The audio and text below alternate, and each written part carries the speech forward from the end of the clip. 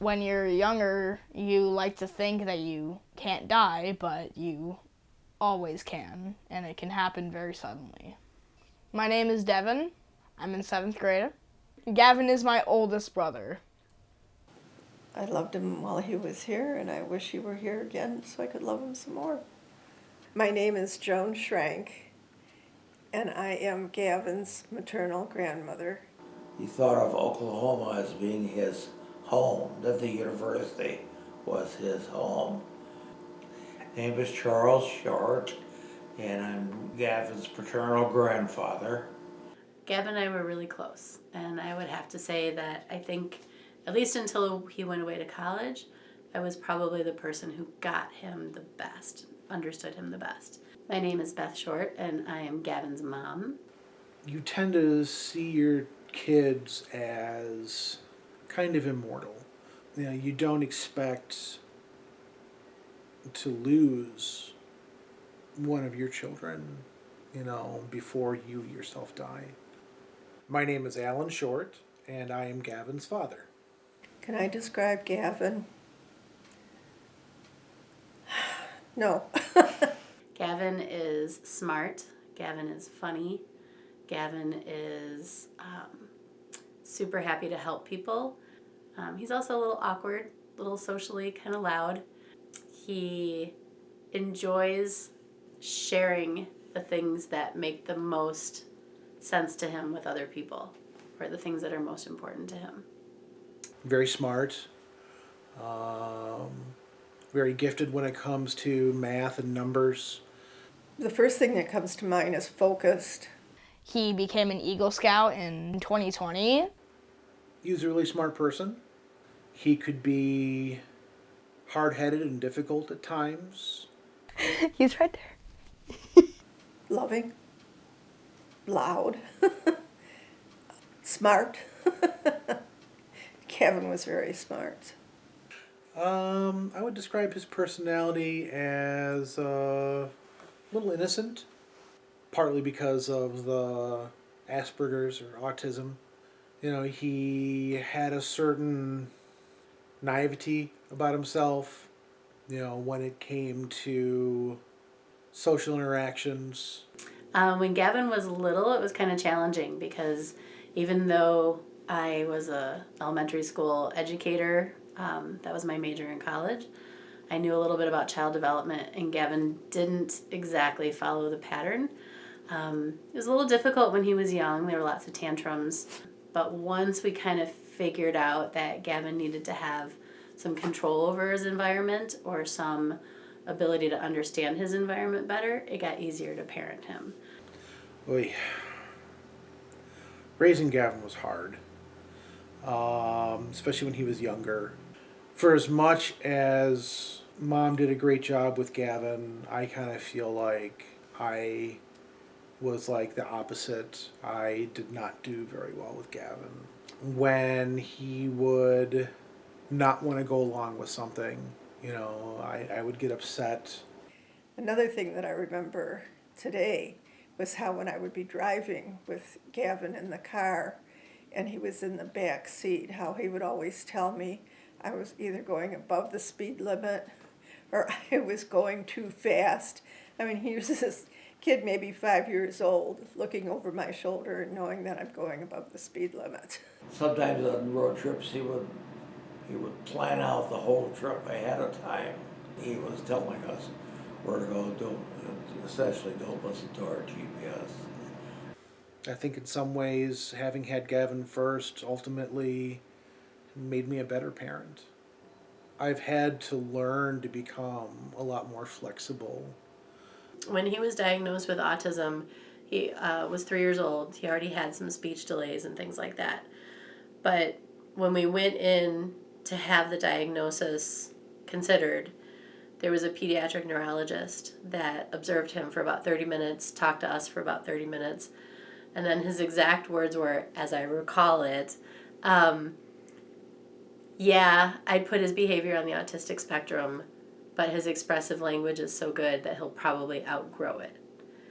And we walked away from that appointment with like a big packet like this, and it was kind of the medication options that we could put him on, and like the expectations for the behaviors that he would or wouldn't do. Because I think the expectation was that he was never going to be independent. He never outgrew his autism. In fact, that's the only person I've ever heard say that. But he learned to adapt to it. Gavin loved school, and he loved doing things at school and just being a good student. Gavin seemed to be interested in meteorology when he was pretty young. He started to become interested in write forecasts, probably about 3rd or 4th grade. So when Gavin decided to major in meteorology, because it married like his huge math interest and his obsession with weather, he really wanted to work toward improving forecasting and access to forecasting to help save lives. That was ultimately what his goal was going to be. When he came home after the first semester of college at the University of Oklahoma, that he had dramatically changed so much.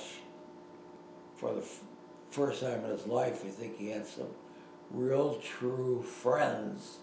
I was just so happy for him to actually have close friends, because that was something that I felt like he didn't really have when he was a kid living at home. He would tell me, well, it's so many days and so many hours before I can get back to the university. Not that I think he hated being in Grays Lake, but I think he missed those college friends that he had so much. Anything to do with the weather really reminds me of Gavin because he was so passionate about the weather. I think of Gavin when it thunderstorms, when there's a tornado watch or warning. Just the weather, like a bright sunny day. That's Gavin smiling at us. Honestly, everything makes me think of Gavin. You know, going outside and looking up at the sky makes me think of him. You know, there really isn't a lot that doesn't make me think of Gavin in some context. I think a better question is what doesn't make me think of Gavin, because everything makes me think of him. The sky makes me think of him. Giant storm clouds rolling in make me think of him. Looking at his younger brothers makes me think of him. There's just so much. There's a lot. How have I changed since Gavin's accident? I have decided to not live with so much fear, which is funny because I think a lot of people in my position go the opposite way. They're more fearful. I think my life in a way is calmer because you realize that life goes on. I'm just so much more open to other people's perspectives and point of view. I think I was very rigid in the way that I thought before the accident. But I'm also very intent on feeling my feelings. I need to feel all of those feelings, good, bad, and otherwise, to understand how to get through it. I don't know that I recognized how important that was before, but it is for me. Well, I feel like I've become more reserved. I feel like some of the joy that I used to easily find in life, you know, isn't there as much anymore. You know, I kind of feel like the day that we were told, you know, that there had been a car accident and Gavin was lost, you know, something broke in me. When it happened, I was 10. I was a completely different person than who I am now. I am 13 now. I'm in my teens. I'm in middle school. I was in 4th grade. In the last 3 years, I have gotten a number of different hobbies. All the hobbies that I had then, I no longer have. And I have many new hobbies. Stuff with computers, 3D printing. And I've also gotten into Rubik's Cubes a little bit. I don't know where I would be, if it weren't for my family. I think I try to cherish the time that I have together, with my family a little bit more. Family's huge. Family support and patience means everything. My relationships with family have grown a lot stronger over these 3 years because I realized that any last time I see someone could be the very last time I see them. Yes, I feel a lot closer to all my remaining grandchildren, my 3 living grandchildren, as a result of Gavin's tragic passing. Yes, I do. I appreciate them all much more. Well, family is everything. Yeah, I think spending time with family has become more important, or maybe you think about it more because you realize how fragile the time that you have is. Most of my relationships with my family unit are for the better. I think I'm even closer to my kids than I was before. I think I'm much more willing to say yes to my kids. I make the joke that my kids are now very spoiled with intention. And we tried hard to say yes whenever possible because they're getting opportunities that Gavin isn't going to get. So why not do all the things that you want to do? Because you're here. I think, in general, my relationships are much more authentic now. Rather than spending time with people that I don't necessarily want to spend time with, I'm going to spend the time with people who mean the most to me.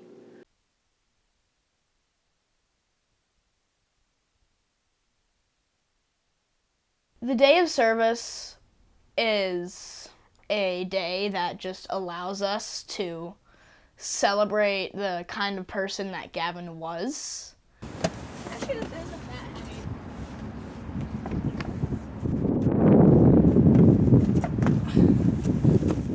The day of service, it's kind of twofold. One, it's coming up to the date of his anniversary of the accident, but giving us something positive to plan gives us something hopeful to do. The other part of it is Gavin really wanted and expected to be able to help people when he got into his career. And he's not getting to do that. So this feels like a really good way to honor him, is to help other people that day. A box of toothbrushes. These were donated by I think something's in there. I can't be sure. Almost. So the plan is that we have people on either side of the assembly lines. They just come and they take their bags and they fill up everything and then they dump them in these boxes here.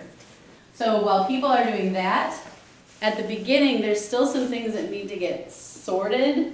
So like bottles need to be opened and, and closed, socks that need to be bagged, feminine supplies that need to get bagged still. So at the very beginning, we'll have people doing that to finish the rest of the sorting. For people who need to sit, this is going to be their job the whole time. And then I need like 2 runners to run the assembled stuff over here to the assembly line. Does that make sense? Yeah. I have a very big voice. I have the teacher voice, so that's very helpful. So for those of you who don't know me, most of you do, I'm Beth. I'm Gavin's mom. Most of you guys are family. Most of you guys are friends, some of you guys are community members. Whether you knew his story before or not, let me just give you the brief 10-second version. Gavin was a sophomore at Oklahoma when he and two of his friends went storm chasing in Kansas for a night. They had an amazing night. He was with his friends, Drake and Nick.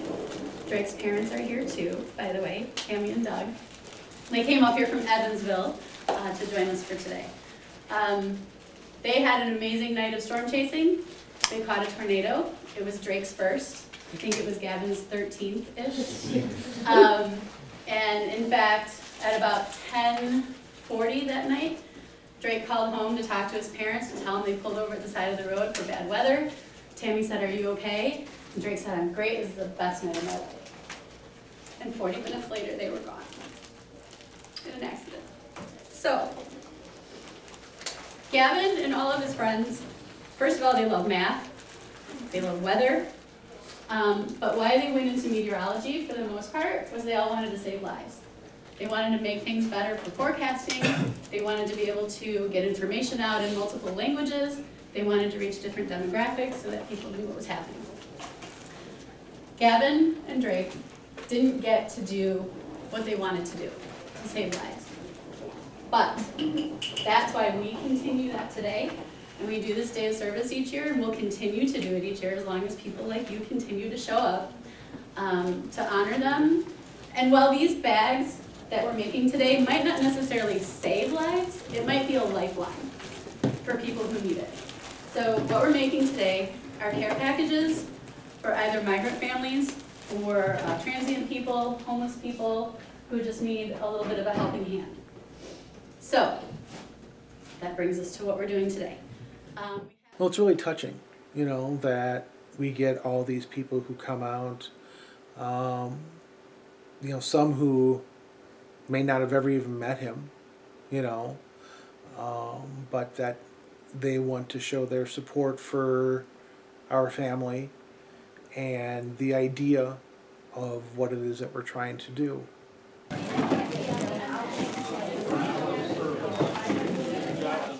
The day of service is a day that brings people together not only to remember Gavin, but to realize what we can all do for each other while we're here.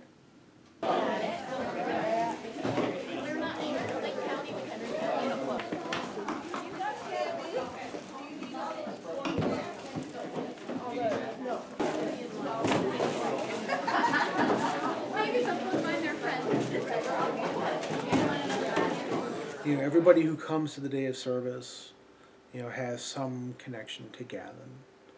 You know, it's mind-blowing to me just how far those connections can reach, you know, in just the short amount of time that he was with us. So we just had our care package event where we made a bunch of care packages for the United Way. We made 240 care packages for men and women that have like basic toiletries and supplies.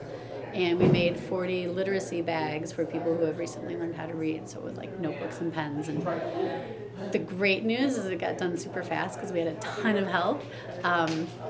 So I think if I do it again, maybe I'll be a little less like prepared ahead of time.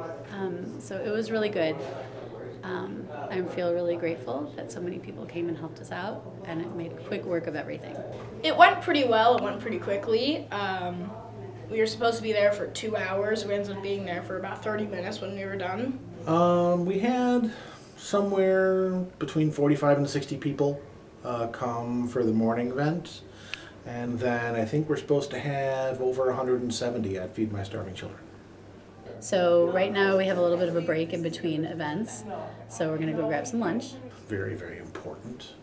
Have some food, maybe some ice cream. And then when we're done with that, we're going to go to Feed My Starving Children, which is a food packing place where they package food to send to undernourished countries that they just have to add water to make meals. So again, this event was really local, and then this afternoon's event is more of a worldwide assistance. I mean, there will be people from Scouts there. There will be people from the elementary school district. There'll be people from the high school district. There will be people who just live in our neighborhood who know us. There will be family there. There will be friends there. It's gonna be people from all walks of life.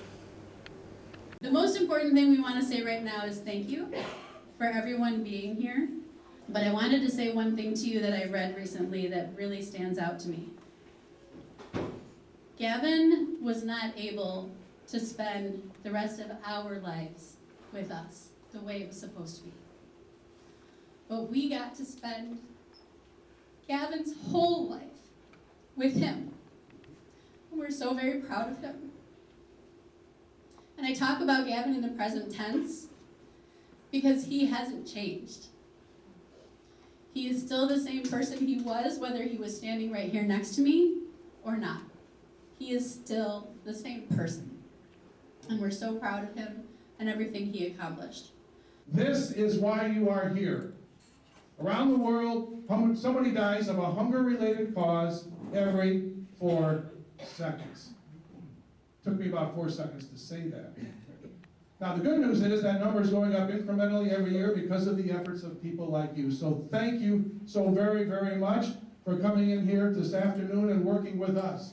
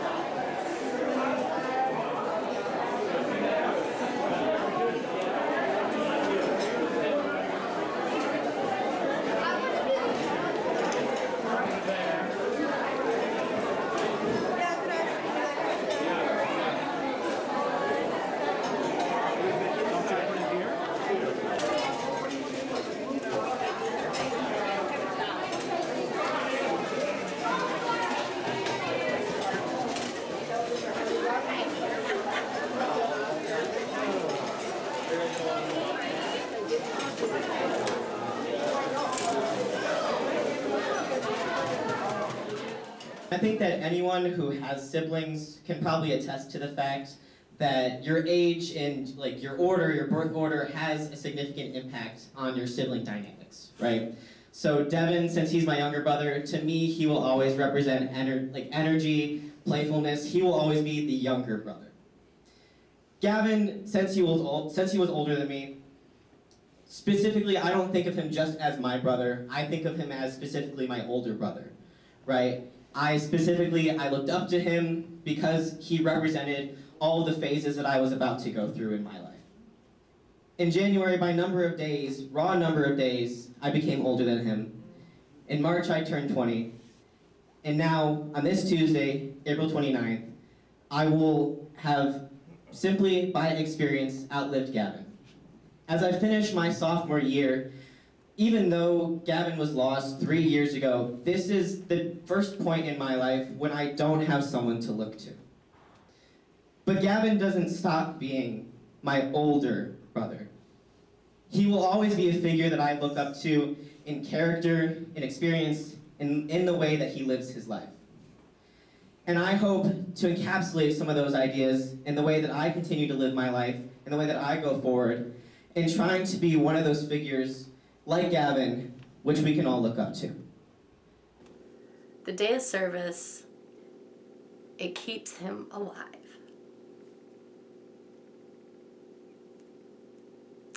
It keeps his name alive. It keeps his personality alive. It keeps his hope alive.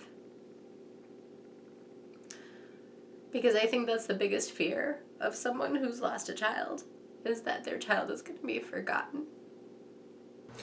I think the afternoon session went really well. We had a really good turnout, and we packed a lot of bags of food, and everyone did a great job. I think the afternoon session was super fun. I think it's a little hard in that event because people can't really talk to each other a whole lot. And some of what this day is about community. But it it was just so nice to have so many people come together for one reason, and that reason was to celebrate Gavin. I really like Feed My Starving Children, and I think it works very well for the type of event that we're doing because we're helping people, potentially saving lives, which is what Gavin wanted to do. Ooh, what do I think it might look like next year? That's a good question. I don't really know. I like doing Feed My Starving Children, which we do in the afternoon, because we can have a ton of people there. And I don't have to organize it, like someone else is doing the organizing. I think that every year in the coming years for the event, for the Cheerful Day of Service, is going to have Feed My Starving Children, and it's going to have something else in the morning. I'm not sure what that's going to be. It changes every year, but I think Feed My Starving Children is going to stay every year. In the past, we've worked at his Eagle Scout project site doing wood chips, and then we did Bernie's Book Bank, and then this year we did the care packages. Back then, I felt that everything was permanent, like it was all going to stay how it was. And now I feel everything's temporary. Nothing's going to stay as it is forever. It's always going to change in some way. I feel fine about it. I feel fine about the fact that everything's going to change, because if there's no change, then everything gets bland and boring over time, and that's not good. That leads to a life that you aren't happy with. If I could tell Gavin something, I would tell him that I'm so proud of him and the person that he is, because he worked so hard his whole childhood, and we worked so hard with him his whole childhood, for him to grow into that young man who was so happy. And even that night, he was so happy that night with his friends. So I would tell him that I'm so proud of him. I would tell him I love you and I miss you every day. I would want to tell him that our family's doing fine, and we're all happy, and we miss him. I love you and I wish you were here. I'll see you someday, I hope. You can show me around on some road trips around the universe.